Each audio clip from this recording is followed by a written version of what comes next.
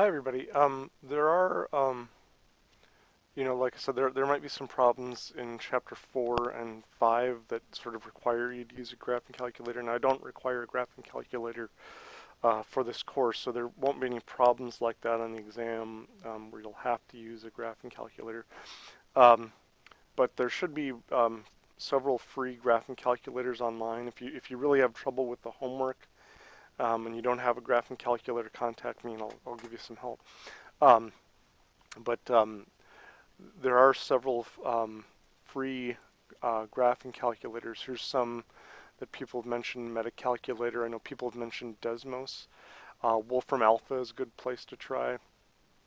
Um, and I guess this Wabbit emulator lets you choose any of the TI calculators. You could try that. Also, I did post in Blackboard a TI emulator. This is the executable file if you want to download that, and this is the zip file.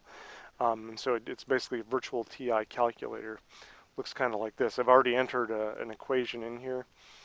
Um, and so I just wanted to show you how to use the graphing calculator a little bit. So you just go ahead and enter the equation in here. If you need to adjust the size of the window for your x and y coordinates, you can do that, because you can see that, for example, with a graph, it doesn't show the entire graph here. There's like a maximum value up here.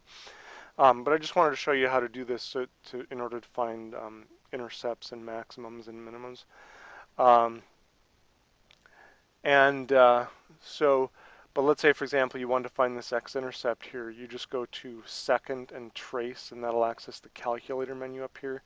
And then if you're trying to find an intercept or 0, just go ahead and choose 2. And then the calculator will ask you, since there could be, there's an x-intercept here or a 0 here, and there's at least 1 here, maybe 2. This equation is a degree 3, so it could have at most 3 x-intercepts or three zeros.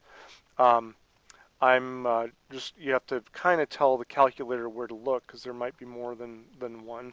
So you have to kind of go to a point that's to the left of this intercept here, and you can see the cursors right here. So you need to pick some point to the left of this point. Go ahead and press enter.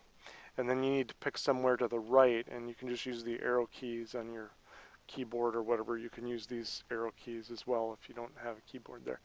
And then just choose something to the right of this point here. And then just go ahead and press enter. And then you have to make sort of a guess. So try to get close to the point that you're trying to find, and then press enter, and it should find it there. Remember, you're looking for the x coordinate here. Make sure you round to the appropriate number of places. And then, like I said, there are a couple of intercepts here, so you might need to zoom in a little bit. So maybe just to show you how to zoom on this one, or adjust the window size. I'm going to just adjust the window size here. I'm going to make the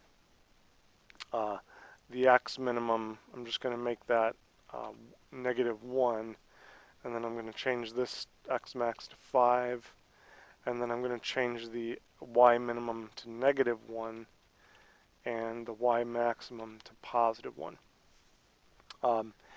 And then go ahead and graph that. And so that'll give you this over here. And so you can see that there's 2 x-intercepts there. So when you're tracing this, you got to be careful. You might want to zoom in there a little bit more. But I just wanted to kind of use this to show you how to find the maximum and minimum. So, let's say you want to find this local minimum here. And for those of you going on to take calculus, you'll see that there are ways of doing that. But since you guys aren't supposed to know calculus yet, you can, again, just go to second and calc. And then you can click on minimum here, or choose 3. And again, it'll ask you sort of for a left bound to the minimum and a right bound. So I'm just going to sort of arrow over here.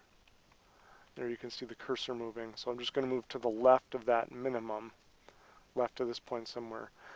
Go ahead and click on enter. And then I'm going to move somewhere to the right of that minimum.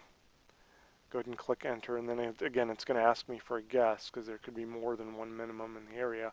And then just go ahead and press enter, and then that should give you the x and y coordinate of the minimum. And again, be careful what the problem is asking you for. If it asks you where does the minimum occur, they might mean for what value of x. If they ask for the actual minimum itself, you know, they could mean the y coordinate there of 2 or of negative 0.110235. So just kind of wanted to show you guys how to use that in case you need to. But if you have questions about those problems or difficulty with those, let me know, because again, I'm not going to really require you to use a graphing calculator on the exam, but I did add some emulators here if you wanted to look at those. All right. If you guys have any questions or anything as usual, let me know.